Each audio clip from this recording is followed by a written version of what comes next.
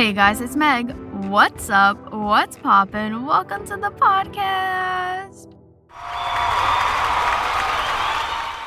Summer is here again, which means new summer trends. So what will we see this summer? And I just realized I never wrote what the first day of summer was, so...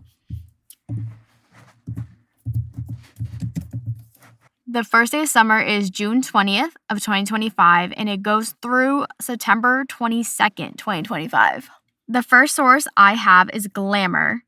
And before we do that, we're skirting. Why can't I find articles for researching lately? Like our last podcast on Sea Witchery, there was nothing out there. I feel like there should be stuff about summer 2025, and when I was researching, I couldn't find anything. But my first source that I did find was Glamour. And they only gave 5. And this is what I'm talking about. The article was called 5 Key Summer 2025 Fashion Trends You Need to Know Now. And it was posted back on May 28th of this year. So the first thing they said we're going to see a lot is sun-baked neutrals. Faded yellows, rich browns, vintage ivories, deep blacks, basically a fall palette is what they said we were going to be seeing. They said, think sandy beaches and sun-drenched villas.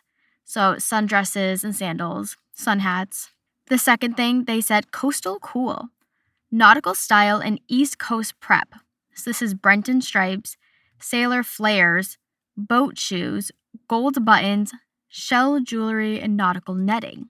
Number 3, contemporary boho. See-through fabrics, romantic ruffles, handicraft detailing. They basically said like the 70s aesthetic. Number 4 is just retro gingham. I didn't write anything down for that because I thought it was pretty self-explanatory. It was showing red a lot, like a lot of red gingham, and then also like navy blue, but also some black. And number 5, the last thing they said we'll be seeing this summer is summer tailoring. They said working women's outfits become more minimalistic in menswear adjacent. So like loose jackets and trousers. And we're going to see a lot of neutral colors here again. But that's all Glamour gave us, just 5 things they think that we're going to be seeing this year.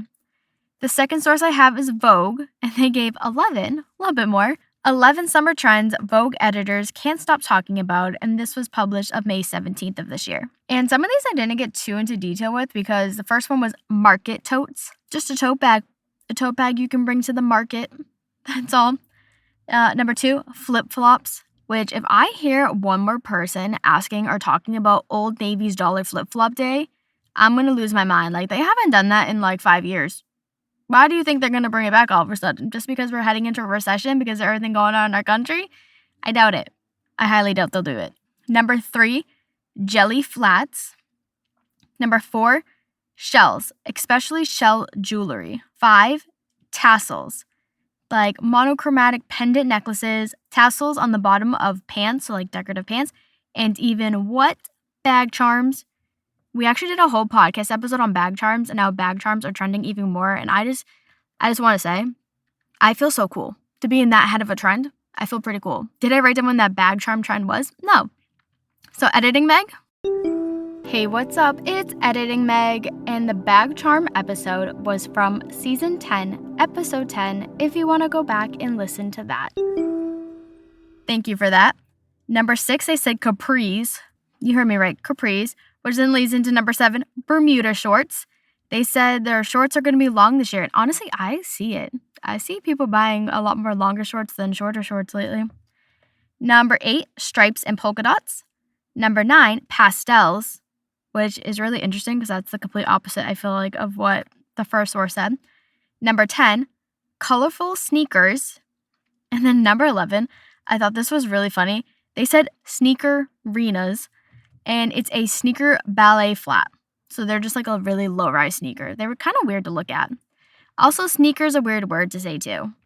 Maybe that will be our deeper dump for this episode. But do you think I stopped there? No, I have one last source. And it is actually from Pinterest.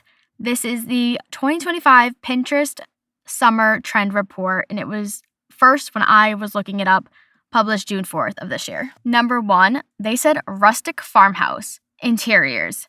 So nature-inspired, a lot of thrifted home decor, farmhouse cottagecore, and they said this was because they saw a search increase in thrifted home, rustic retreats, and farmhouse cottage interiors. That was a lot. Number 2, nature travel and literary escapes. Digital detoxing, nature bathing, relaxing in nature, book retreats.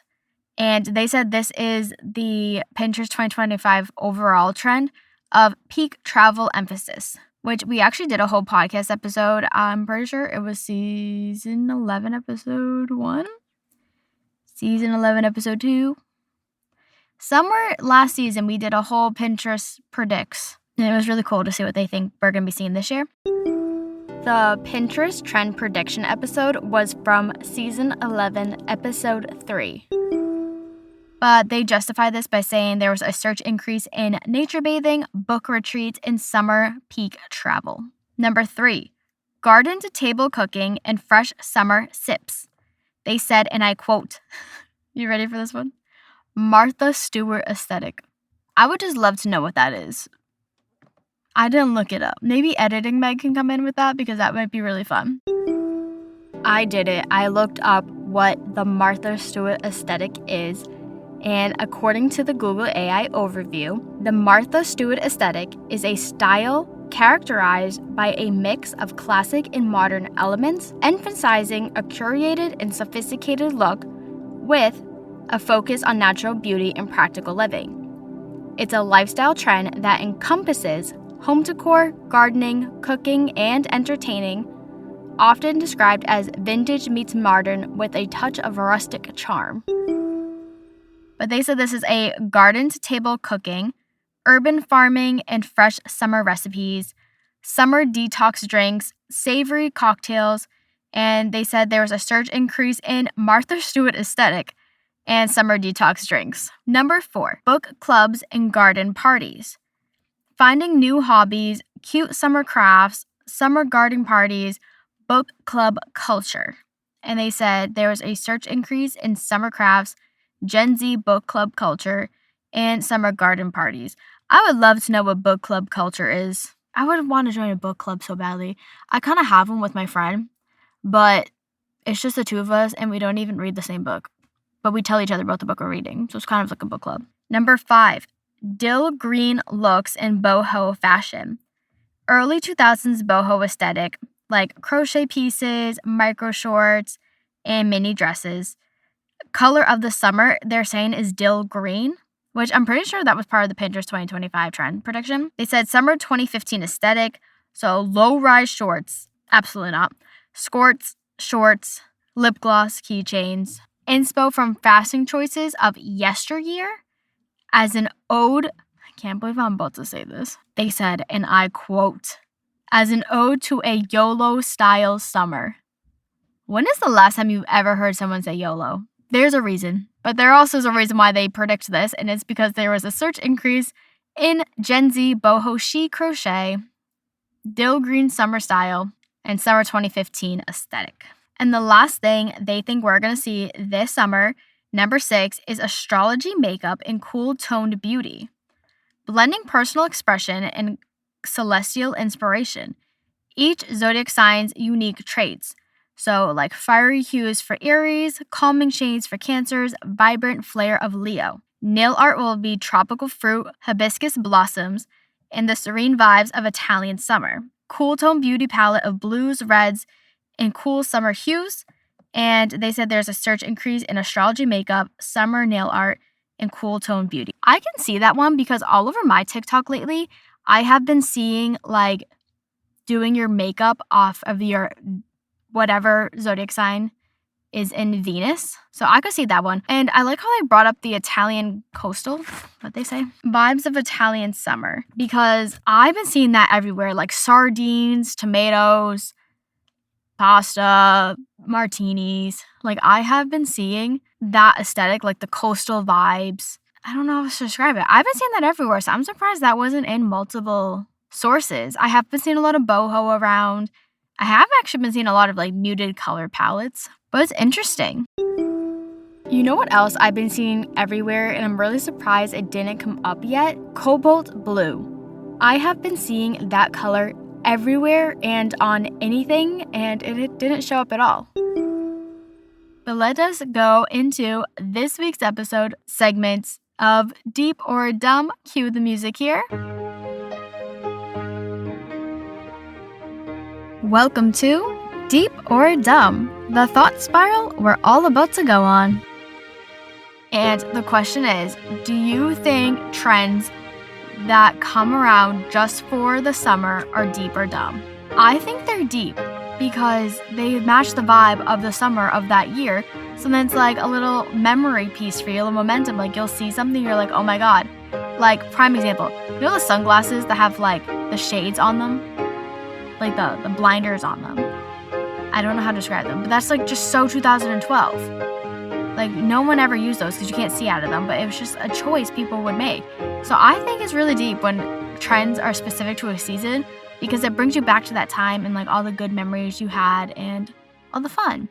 But yeah, let me know on Instagram what you think. So the next time you're out shopping or you're scrolling on social media and you see some of these trends, just know they might only be here for this season, they might go into the fall, or they might come back next year. We'll have to wait and find out. Thank you for tuning into this week's episode of Hey Guys, It's Meg. You can follow Hey Guys, It's Meg _podcast on Instagram for updates and good times. Come back next Monday at 9 a.m. where I'm pretty sure we're going to talk about the history of friendship bracelets. I'll see you all on the flip side. Peace out, Girl Scouts.